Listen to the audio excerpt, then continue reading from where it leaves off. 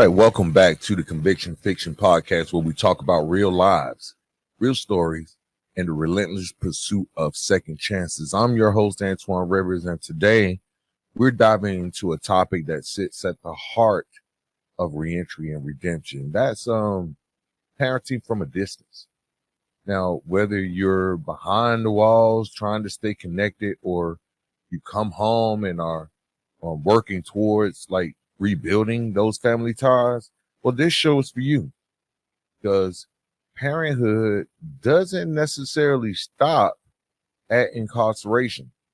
It basically pauses for a minute. It bends. It's going to hurt, but it doesn't disappear. So today we're going to talk about the invisible wall between parent and child, how to bridge that gap through creative communication, and what it means to heal and rebuild, not just for you, but for your family. Let's go ahead and get into the conviction fiction.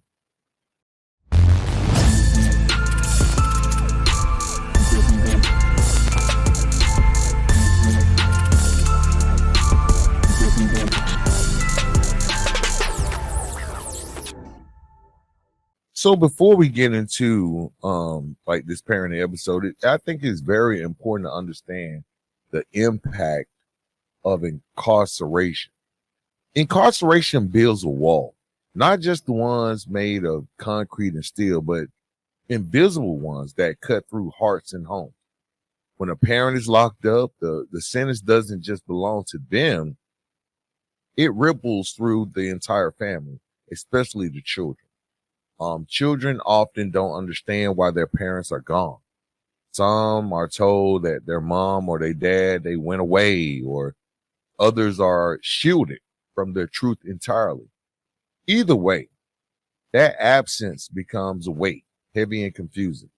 Now, studies show that kids of incarcerated parents are more likely to struggle emotionally, academically, and socially. But here's the truth. We don't say enough, right? These kids don't need pity. They need connection.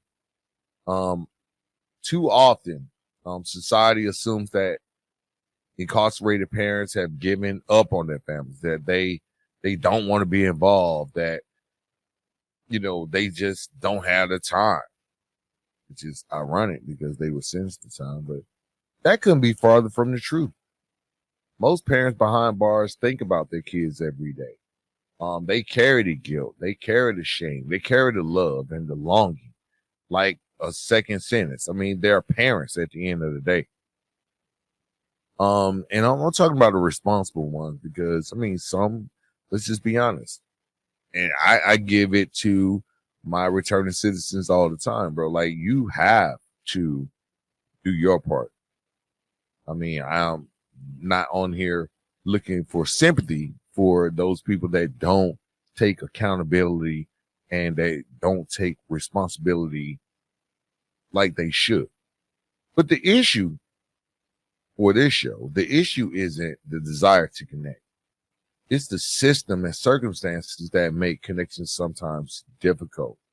And that's that invisible wall, guys. That's that in between where we have the fences, we have the gates, we have all of that going on. But what's most important is that wall between the parent and the child. Now, phone calls, they cost money. Phone calls cost money. Letters can be denied, delayed, hundreds and thousands of miles away, right? And for the co-parent or caregiver on the outside, the struggle is just as real. They're juggling bills, emotions, explanations, often trying to shield the child from further pain. With children, most of the children that we know about, they are built on expectations. You say you're going to be there, you're going to be there, right? You show up and you show out. But no matter how strained things get, the bond doesn't vanish. It basically waits. And understanding that, really sitting with that truth is the first step towards healing. You can't rebuild what you refuse to acknowledge. And personally, I experienced that with my children, all of them. And, it's that one particular one, that one particular child that really like gets it, and that's my oldest.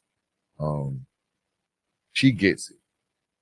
And I think that's where the emotional strain for me has really come, because she gets it. I think she's probably the only one that actually remembers me before I got incarcerated.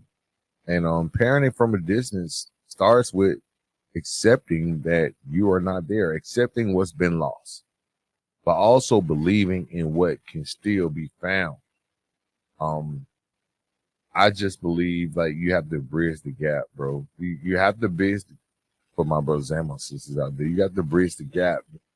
You have to find creative communication strategies. In 2025, we have more ways than ever to connect, even from behind bars. Many facilities now have, video visitation, email kiosks, and secure messaging systems that make it possible to see your child smile or hear their laugh in real time. But the truth is, tools alone don't make connection happen. All these technology advancements that don't make connections happen. Intent is what connection comes from.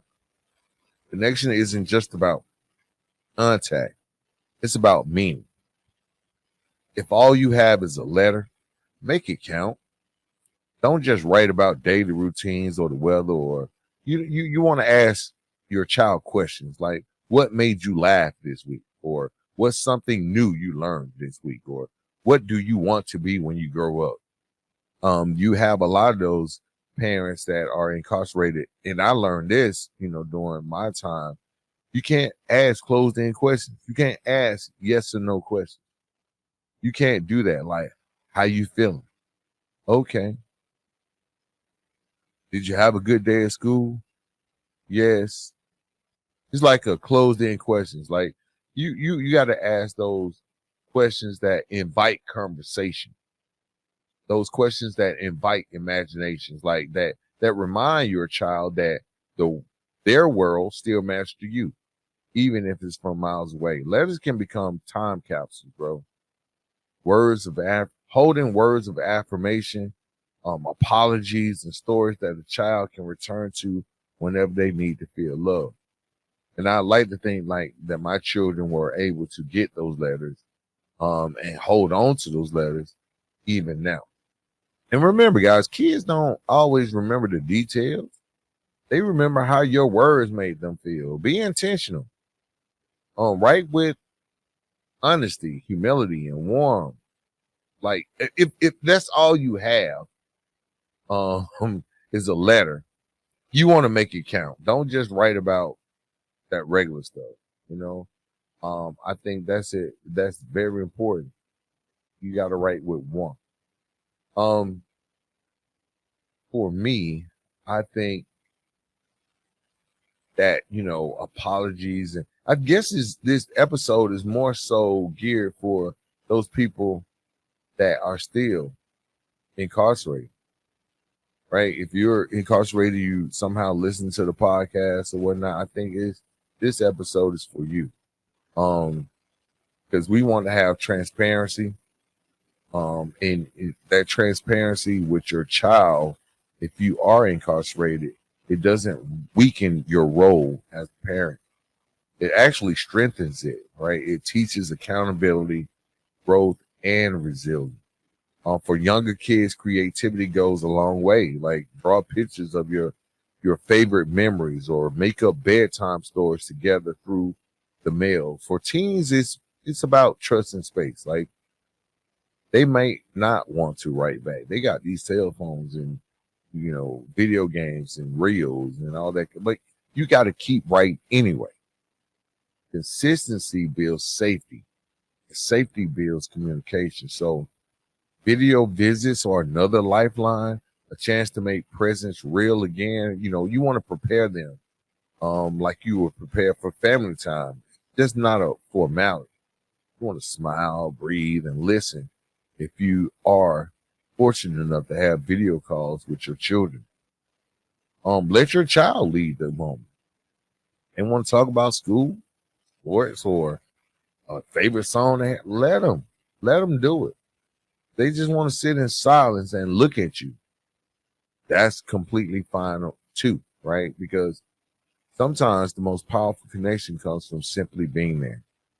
I know for me, I used to try to create stories for my children when I was incarcerated. I would send them uh, little books and stuff that I, because even though I was paid, the responsibility and the accountability I had towards them never ceased.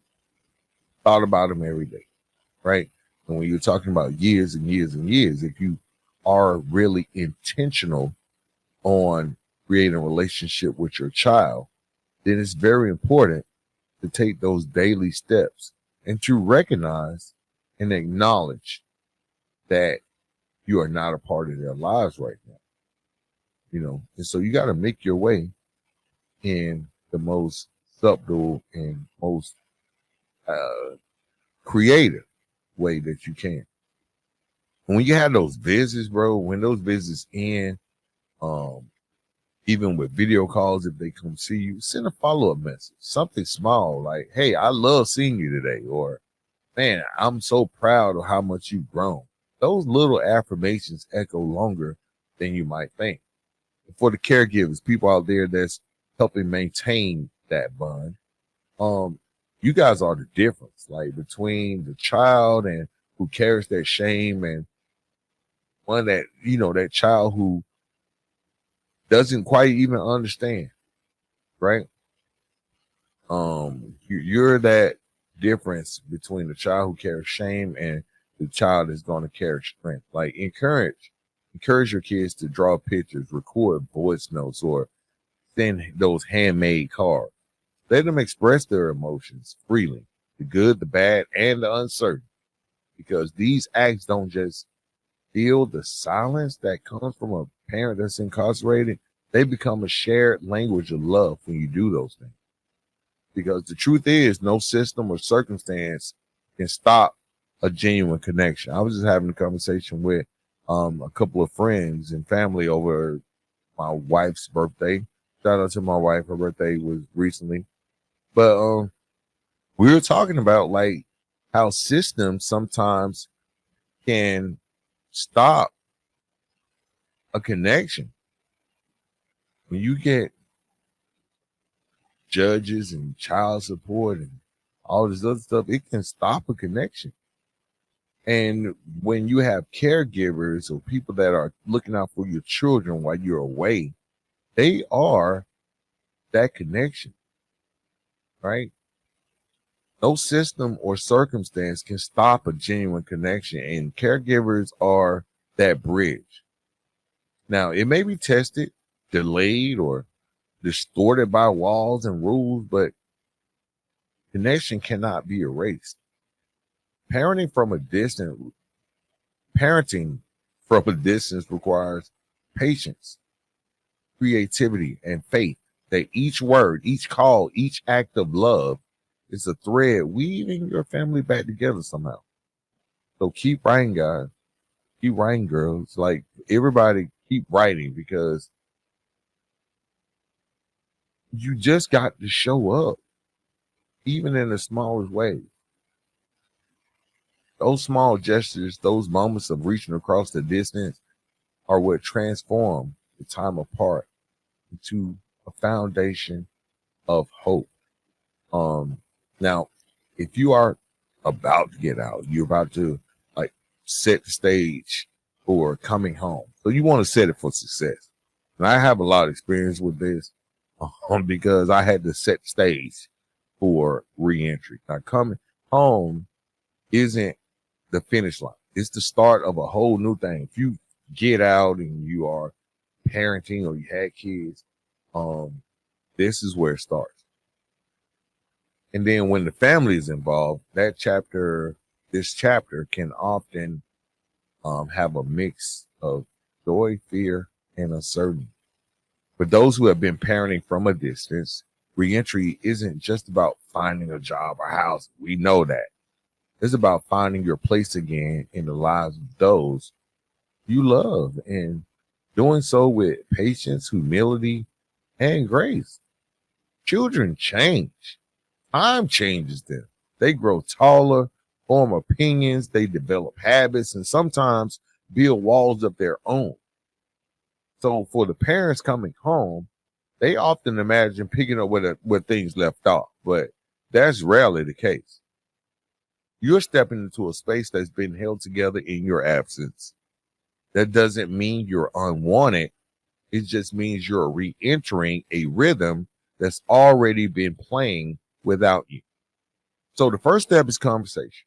I mean, real, honest, and age-appropriate conversation. Let your kids know you're coming home, right? Before you get there, prepare them emotionally. Explain what that means. Not just that you'll be back, but that things will take time to feel normal again. Kids, no matter their age, appreciate honesty more than promises.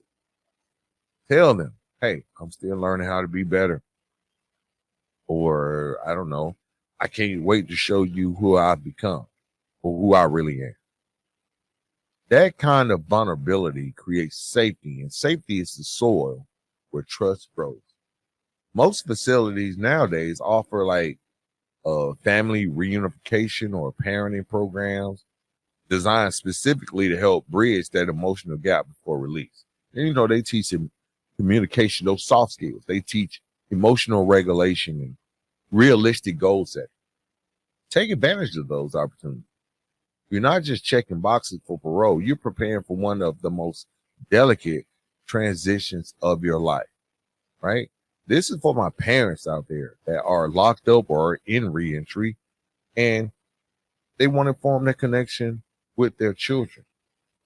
Then you got the partners who in the co-parenting, right? With that, reentry is often filled with some mixed emotions too. There's relief that you're home, happiness, but also some anxiety. Like these baby mamas and baby daddies that kind of held it down, or the baby daddy family or the baby mama family that held it down. You got routines that have been built in. You have managed responsibilities, and you've learned to survive without that partner. Without that partner's daily presence, you have learned to survive. So when they do return, it's natural to feel tension as both of you adjust. This is where boundaries and patience matter most. You want to talk openly about expectations, right? You want to talk openly about finances. Talk openly about parenting roles or emotional needs. You want to avoid assumptions like, okay, you're just going to take care of this now that you're home. Or now that I'm home, you're supposed to be taking care of this. If trust was broken before incarceration, please understand that it takes consistent action, not words, to rebuild it. Don't rush forgiveness. Earn it through consistency. And if you're the returning parent, don't be discouraged if things feel awkward or distant at first. Healing rarely happens in big moments. It's found in like those quiet ones, like helping with homework, going to a game, or just sitting on the couch together without saying much. Preparing for reentry also means preparing for the emotional roller coaster that follows. I mean, there's gonna be guilt, it's gonna be impatience. Sometimes you're gonna just feel outright overwhelmed, but don't let those feelings convince you that you failed. The fact that you care enough to try and rebuild means that you're already on the right path. Or those people that have been out there, those caregivers, please give space for the adjustment. That's very important. Your loved one is relearning how to navigate freedom. and family at the same time. So it's okay to take small steps, a day visit, a shared meal, a short little outing. Um, do all of that before you dive back into full responsibility. Gradual reconnection rebuilds or builds stronger roots. And I always try to tell my listeners, people that read books and everything, healing is not linear. There will be setbacks. There will be misunderstandings, maybe even silence. But that doesn't erase progress. The key, again, and I preach this all the time. Now, I try not to get on the soapbox. My wife will tell you, like, I can really go when it comes to things about consistency or accountability. Right? Showing up again and again with intention and love, that's powerful. When it comes to reentry and parenting, think of it like gardening after a long winter. It's been cold. The soil might feel hard at first. The ground may, you might have to till it, like dig it up, and you might need to put a little bit more water, a little bit more nurturing. But give it time, and the seeds of connection will break through. They just need light, patience. Coming home isn't about reclaiming what was lost. Coming home has never been about reclaiming what's lost. It's about creating something new, something built in truth, resilience, and the belief that family, no matter how fractured, can find its way back to wholeness. That's what the whole thing is about. Now, rebuilding that foundation. Here are some practical steps for post-release. I know most of you guys listen because I hope that you do listen to get those little nuggets, those steps. Because we talk about it, but in every show, I try to give you steps. In the books, I try to give you practical steps. If you haven't heard, No Turning Back was it did okay, but turning forward, that's the new offering that I have. Is available on Amazon. Please go check it out. Because those practical steps on how to rebuild after incarceration are there, from housing, from the emotional stuff. That's what you will find. Because when you finally step back through that front door, everything may look familiar, but it's going to feel a little bit different. House may be the same. The walls that you are in, they may hold the same memories, but that energy has shifted. You've changed, they've changed, and now the work begins. Now we rebuild it. Not just routines, but trust, the rhythm, and family identity. Rebuilding family bonds isn't about trying to recreate the past. It's about building a new foundation rooted in truth, consistency, and humility. That starts with, first, just showing up every day in both big and small ways. You don't have to have all the answers. You just got to be present. You just got to be there first. You do the little small stuff. You start eating together. Even if it's just once a day, we just gonna sit down and eat. We ain't even got to talk. These moments become anchors, a way to signal that stability has returned, or stability is showing up for the first time. Let's just be honest. A lot of us weren't doing what we supposed to do anyway, right? Morning routines, bedtime rituals, Sunday walks. These aren't minor details. These are the framework of belonging. You want to create something sacred in the ordinary. Maybe it's Taco Tuesdays, or what I used to have is do some Saturdays, right? Do something Saturdays. We're gonna find some project around this house we're gonna do. Kids remember those patterns, and it make them feel safe. Not the perfection of the moment, but it just makes them feel safe and be ready, because kids are emotional. They will come. Children might test you. They may withdraw. They might express resentment. And sometimes they'll ask hard questions that really gonna sting for you. And you can't respond with defensiveness, right? Excuses. That's why, defensiveness and excuses are one and the same, right? You can't respond with excuses. Well, I was locked up. Well, that, I'm trying to learn. Just listen. Validate their feelings, even when they hurt. You can say simple stuff like, I understand you feel angry, because that goes further than saying you shouldn't feel that way. Healing takes honesty, and honesty takes courage. If communication breaks down, consider getting some help. Family therapy, faith-based counseling, community reentry programs can offer a neutral space to unpack that pain and rebuild the trust. This isn't about proving yourself, guys. It's about learning how to be together again in a healthy way, right? For those co-parenters out there that have been holding it down and caregivers that have been holding it down, rebuilding also means setting boundaries that protect peace. Like the returning parent, the citizen coming back from being incarcerated may want to jump right in and make up for lost time.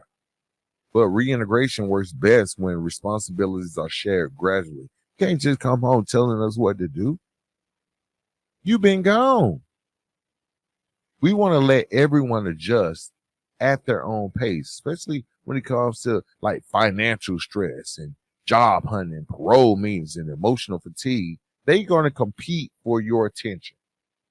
So you don't let those pressures steal time from your family. Even 10 focused minutes a day of just genuine presence can reshape the household environment. Kids remember consistency more than those grand gestures. Oh, remember when I took you to Disneyland, or we went to Six Flags? And remember when we went?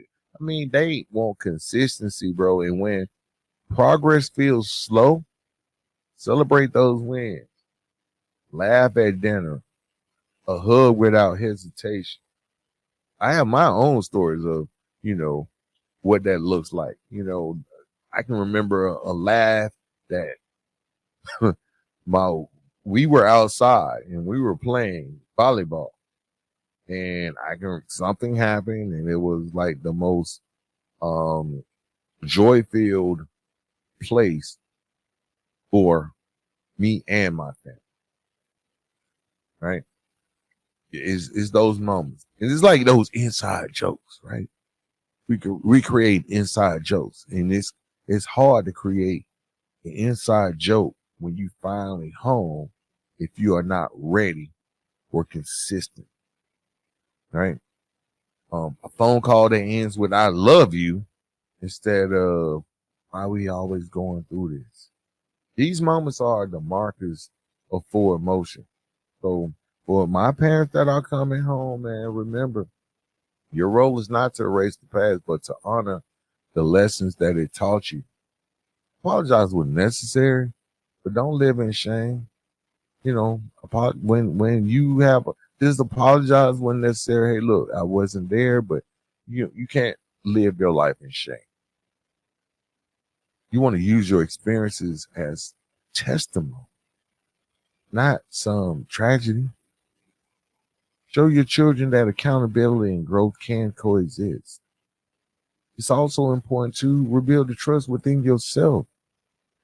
Most of us carry guilt, fear, or the pressure to be perfect, but parenting, just being out after incarceration, isn't about perfection. It's about presence. It's about patience and perseverance and being able to share the story. The best thing you can give your family is the version of you that refuses to quit. If you feel overwhelmed, take a moment, breathe, remind yourself that you're building something from scratch. Basically, it's a legacy that no wall, no system, no past mistakes can take you if you stay consistent. They can't take that from you if you stay consistent. Every time you choose to show up instead of shut down, you're teaching your children resilience by example. Foundations, man, they mean shifting the question from how do I make things right how do I fix this? To something more practical, like how do I move forward with love and accountability? How can I demonstrate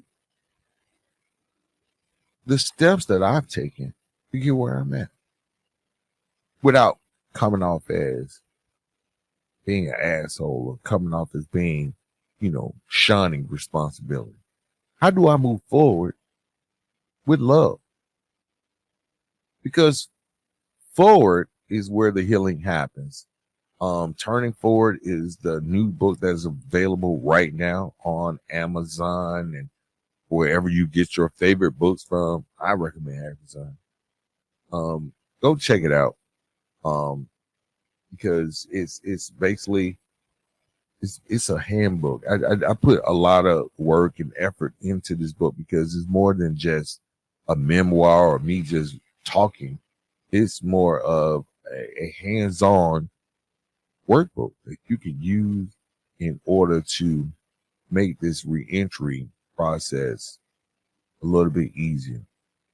Because forward is where families rediscover who they are. So that's why it's called Turning Forward. Please check it out. Where was I? Where were we talking? We were talking about the parenting and seeing your child smile. I mean, really smile after months or years of distance. That's not just a moment of happiness, guys. That's redemption in motion. That's what rebuilding looks like. One meal, one laugh, one honest moment at a time. So once you have all of that, man, it's very important to sustain that bond. You're like, I'm going to offer some long-term strategies for stronger families in this next segment. Now, parenting after incarceration doesn't end with the homecoming. In fact, that's where the real test begins. Keeping the connection alive. After the cameras fade, after the welcome home banners and the parties, all that stuff is ended, life kind of settles into its own everyday grind. And sustaining that bond means nurturing a relationship that can grow, that can bend, that can survive the pressures of work, probation, parole, trauma, and time. It's not easy, but it's very possible. Start by focusing on quality over quantity. You might not always have hours to spare between work and meetings or community obligations, but make every minute count. A few moments of undivided attention, no phones, no distractions, that can speak louder than an entire afternoon of divided focus. You want to ask about your children's day. You want to listen without rushing to fix stuff. And just show genuine interest in what lights them up. Children don't need a perfect parent. Nobody has perfect parent. They just need a present, consistent one.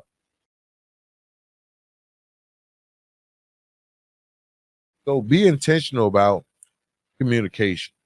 That means speaking with transparency and humility at the same time, especially with the older kids who kind of still know they carry questions and they carry pain and they may not even want to share that with you. So you don't have to relive every detail of your incarceration, but do be honest about what you've learned.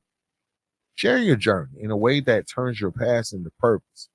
It teaches them that mistakes can be transformed into wisdom, that change is not only possible, but is definitely powerful. If you're returning, don't forget those people that held you down, right? Sustaining the bond between the person that held you down or the family that held you down strengthens the entire family unit, not just your relationship with your child. Show appreciation for the people, for the person who held it down in your absence. Co-parenting after incarceration requires maturity and teamwork. You want to respect those boundaries, communicate clearly, and remember that shared love for the child outweighs any old tension. As months pass, years pass, it's easy for old habits and new challenges to creep in. You might feel distant again. Your child might even pull back. But That's when consistency matters the most. When emotions run high or silence sets in, you want to respond with grace, not guilt. Sometimes love looks like staying steady in the storm, not perfect, not polished, just steady. Um, I always think it's important for me and the children to build new memories together. I don't know, go to the park, cook a meal together, volunteer as a family. I want to, and I aim. I think everyone should do. I mean, this is just practical advice. I'm just talking to a microphone and hoping that it actually changes someone's idea of what it means to replace memories of separation with moments of togetherness. Each shared experience rewrites the story, right? From those ones of like loss, and we're like grief and, you know, anxiety or just not understanding. We're going to rewrite the story to one of growth. And even when the money is tight, guess what? Time is priceless. Those moments, however small, become the glue that holds the family together through future storms. So forgiveness is something that you have to do. You need to forgive yourself more than once. You might miss a milestone. You might say the wrong thing. That's okay. Parenting is trial and error. I don't care where you been or where you going. Parenting is trial and error. The goal is not to erase the past, but to prove that it doesn't define your future. Lean into the community, man. Lean into support groups or, people that have been locked up before. Church programs, reentry programs, organizations focused on family healing.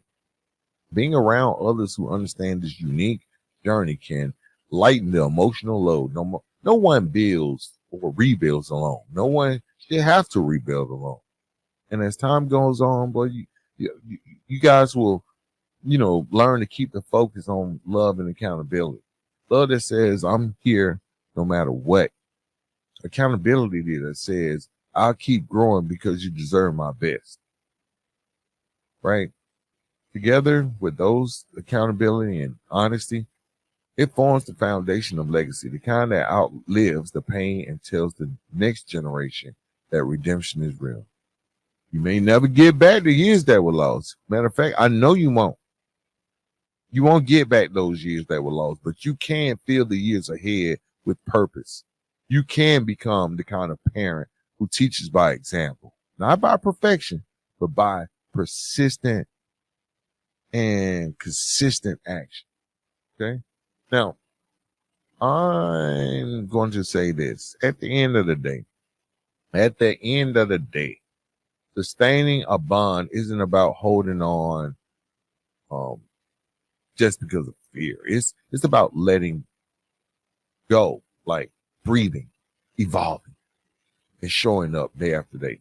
It's proof that distance, no matter how great, can never destroy what's built on hope, forgiveness, and time. So,